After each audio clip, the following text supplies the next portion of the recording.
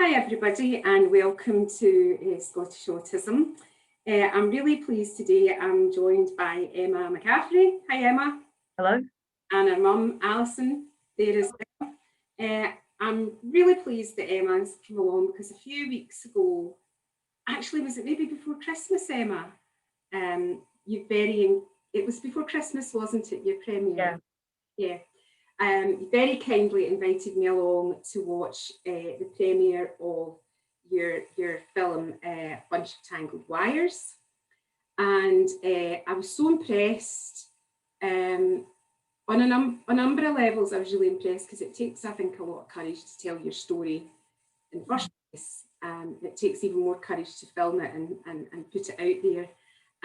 So I was really keen to have you along for a chat with us, learn a bit more about you, the film, and give people the opportunity to watch the trailer and then follow and watch the film if they want to. So let's start by tell me a bit about yourself, Emma. Okay.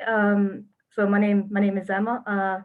I'm from Edinburgh. I'm an amateur filmmaker, but I'm also a performer, an actor with a theatre company called Lonha. I'm also a member of the charity Get Together, and I've also done some film editing with them. I also film edit for a disability-led YouTube channel called Reluctant Penguin. I'm a tenor horn player for the Salvation Army, and I love playing the Elder Scrolls and the Fallout games over and over again, as my mum will attest to. I also really like history, and I can name all the kings and queens from William the Conqueror to Elizabeth II, but then again, so can anyone if you watch enough horrible histories, as we do. Great. Well, you've got a lot of interests, a lot of talents. Unlike me, I can't remember what I had for my breakfast. I never met who the kings and queens were. So you're certainly impressing me. So you've got a diagnosis of being autistic, yeah? Yeah. I was diagnosed with both autism and learning difficulties. I would say I was diagnosed with learning difficulties first. Right.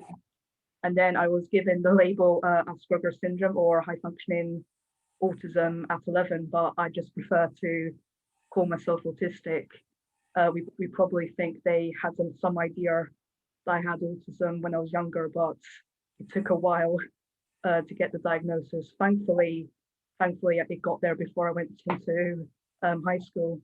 Yeah. So when you got that diagnosis, Emma, can you tell me a wee bit about how that felt for you? I think for me it's kind of different. I know a lot of people have said there was a sense of relief and stuff. For me, it was kind of like, oh, okay, almost. My parents didn't make a big deal about my diagnosis. My family, there was very much my life just carried on in a way. But I do remember when they were sitting down with my parents, and the way they talked about me was very sympathetic. So at first I was thinking to myself, have I been diagnosed with cancer or something? But the fact my parents were just like, I thought I was like, okay, nothing to be concerned about. I was just happy I was out of school that day.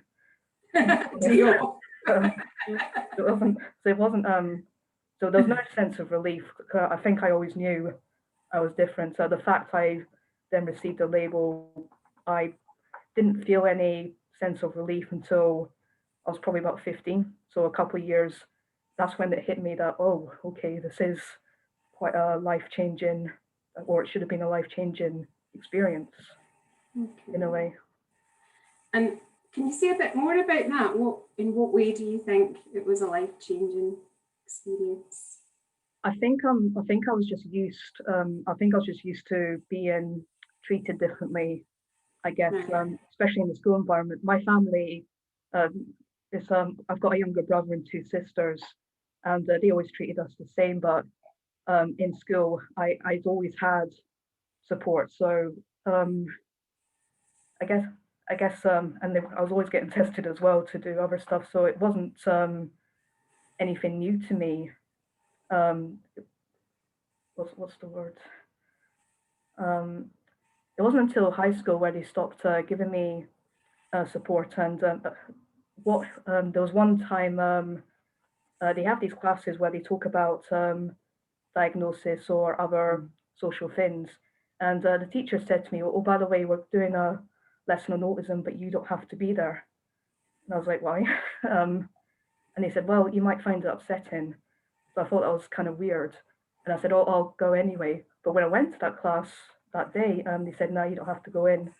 So I spent that class just being on the laptop, and I thought that was really weird. And that's when I started asking questions, and I realized that my mum had bought me books about autism, and it just never clicked in my head. That's you know what I mean. So that's when I started looking into it myself, just because of that one class that I was denied. Mm. And ultimately, you're Emma. You're you. And yeah, you're the best version of you, as it Dr. Seuss says, one of those crazy childhood things, the cat in the hat or something. You know, you're the best you can be. So you made this film. What made you want to make a film? So, as I said, I'm a member of Get Together, which is a charity that combats social isolation amongst disabled people and people with autism. Um, and they approached me because they'd recently started doing these online sessions with their members, in which members would talk about themselves and their disability, how that affects them. And the event was called inspirational event because of course it was.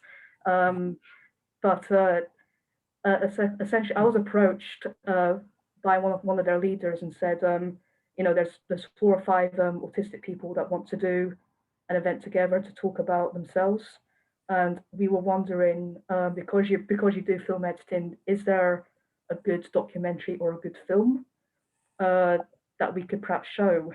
And we're asking you, Emma, because you're obviously I'm autistic, so I would know what a good film was. And I also was asked to speak, so I said I'll get back to them. And then I went on YouTube and I found a lot of the documentaries that I actually watched as a kid, and I didn't like any of them to be honest, because a lot of the documentaries focused on basically how the child was ruining this family environment. It was a lot of the documentaries are family based and how autism is ruining the family. And underneath the comments, there was really horrible stuff about people wanting to burn these children alive and stuff. Oh, Yeah. it must have been really distressing. I mean, that is Yeah. distressing to hear that. Yeah. I mean, when I was studying, when I started looking into autism diagnosis and I was watching these documentaries, it did feel for me like I was coming away watching these thinking, am I a monster to my parents? Even though I never had these ideas in my head before, and I got extremely paranoid about the way I behaved to my parents. Even though I think I was a generally good kid, I was a very boring good kid, but suddenly these realizations that perhaps my behavior could affect the family and perhaps the family's view of me. Um, so in the end, I decided to be incredibly selfish, and I decided, well, I don't really want to talk, to be honest. So I just decided I'll make a film and I'll talk about my own experience, because what's really important is that autism is an individual disability. It's developmental. I can't speak for everyone, and I emphasize that in the film. I can't speak for every autistic person. I can only speak for myself and what I'm going through. So I have to be, even though it was kind of scary, I had to be very frank and very honest in the films. That's what I decided to do. And then I asked my mum to be involved, because even though there's a lot of debate in the autism community about having parents who are non-autistic themselves be involved, I think it's incredibly important for their voices to be heard, because we need to know what they're thinking, what their experience is. And I was what's the word? I was confident. My mum would be able to provide an honest, frank conversation as well, because that's who she is. Sure, sure. And one of the lovely things when I watched the film, I loved seeing the relationship between you and your mum, so I just really wanted to acknowledge that. And if you're not comfortable going into that in any more detail, that's fine. But I think that, you know, that relationship between you and your mum really, really shone through, and that honesty and that love.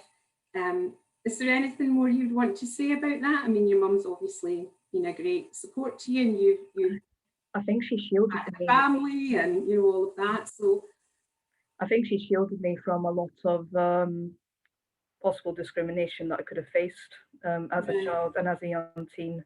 Because certainly when we sat down during the film, all of it was improvised. The questions and all the answers was all improvised. So I was learning a lot, just sitting there and listening to her speak.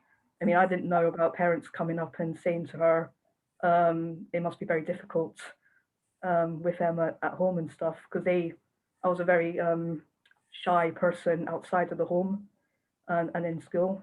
But some, I don't know if it was just people just making assumptions, but both my mum and dad fought for me really hard in education, and at the moment she is my main carer. She is looking after me. As much as I, at 28 years old, really don't want her to be looking after me. I do need her. So she is my shield. She is my caretaker, and yeah, she knows a lot of things that I would never project to the rest of the family as well. yeah. Yeah. And we all need somebody, don't we? We all need somebody who gives us that feeling of security and safety, and that we can confide in. It was one of the highlights of the film for me, the sort of banter between you. I just absolutely, I loved that. So what is it you're hoping that people will learn from the film? What is it you want people to take from it, Emma? Well, it's not my place to, demand that people pay attention to what is discussed or shown in the film. My mum and I discuss a lot of things, such as growing up, getting diagnosed, the problem with ABA therapy and labeling, as well as issues with education and getting me into the work environment, or the work environment as it is. It's a very personal story for me and for my mum as well. Perhaps those who may not really know or understand what autism is can find a very human and honest portrayal or story, or the effects at least in our lives, and then go away and learn more, or even befriend other people. Maybe combat combat the loneliness that comes comes with having autism or disability. Yeah, I really understand that. Why did you call it Bunch of Tangled Wires? Why did you So with Long Half Theatre Company, I actually did a show called Emma and Jill. So obviously it was named after me and a neurotypical actor called Jill, who runs Catherine Wheels Theatre Company. So Catherine Wheels is a theatre company that goes around schools and does shows for children. And so they approached Lonha with the idea of perhaps having some disabled actors do a show with them. And somehow that ended up just being me on my own doing a show about autism, basically. So we did a very crazy, weird show about two actors trying to have a show about autism. So Jill had her idea about how to portray autism. So she tried to portray me as a very shy person, the same characterization of autism that's shown in films. Was I was frank and honest. But there was a monologue that I wrote for the show, and it came because a lot of in the workshops, a question that kept coming up was, what does autism look like from these kids?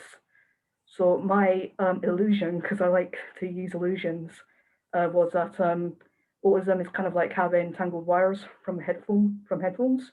You know how headphone wires get tangled, but they get tangled in so many different ways that there's no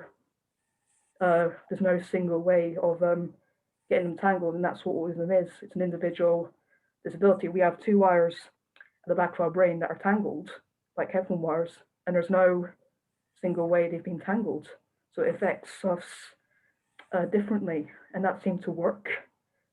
And that is just, it's really amazing imagery. It really, really resonates. And so that makes me think things you were saying there about maybe somebody watching this will just have had a diagnosis. They might be quite young. They might be working their way through, you know, all the negative stuff that you sometimes find. So what message would you give to somebody like that? What would you want to say to them? I mean, to the normal world, I guess we are needed. We are needed because there needs to be alternative views of the world, even if it's not what you want to hear or if it's uncomfortable. You know, we're not autistic people are not challenging people. We are just in a very challenging environment, society, everything. But we will challenge something we feel very strongly about or against. But we are very loyal to the people who have shown care about us. We are vulnerable to a society that has shown it cares very little. So I would say specifically to the neurotypical world to please befriend us and listen to us and not be afraid to ask our opinion or even just ask how we are doing today. And for autistic people in general, don't be scared to be yourself, no matter how bland, in my case, or outlandish you may be, because being selfish is quite fun, actually. It's very good for you. I don't think a filmmaker, musician, actor could ever be described as bland, Emma. I think, you know, you've got an incredible set of talents there. Mm. We're going to watch a little trailer now, so you and I will go on mute and we'll play a 2-minute trailer and then we'll come back for a few final comments.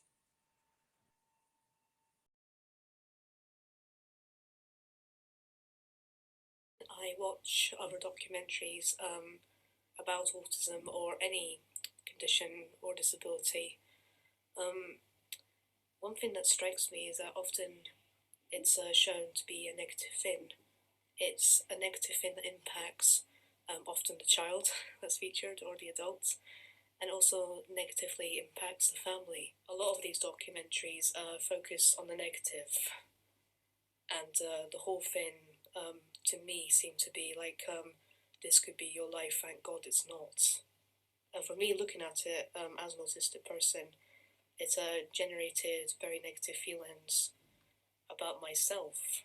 And there has to be a more positive way of showcasing and educating people rather than, you know, having a documentary that focuses on pitying us, showing the negative aspects of us. There has to be.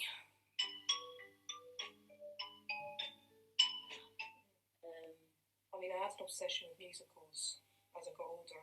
Yeah, but that was fine. Yeah. You know, most people have obsessions. Some people have obsessions with media people or singers, you know. And to be honest, it was good that you had an obsession with musicals because it helped you out and it gave you a voice. And you still have a very strong singing voice, you know. And She says. I says, so you sing, you definitely get that from your dad. You know, you have the ability to sing, and because maybe being autistic, all your life you've had to try and act as someone normal, whatever normal is, yeah? You've tried to fit in.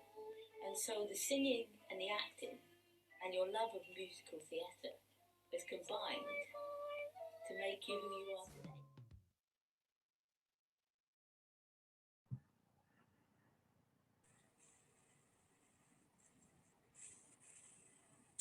Wow, really, really powerful stuff. And what a beautiful singing voice you do have, Emma. Very, very beautiful.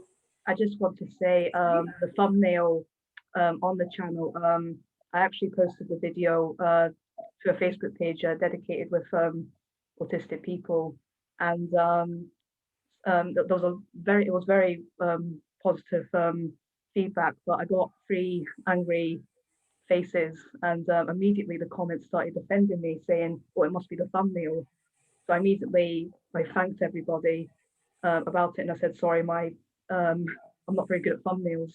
And a guy actually emailed me or messaged me some pictures for me to choose from. So that's why the thumbnail's got it's got headphone wires and a picture of me at 3 years old.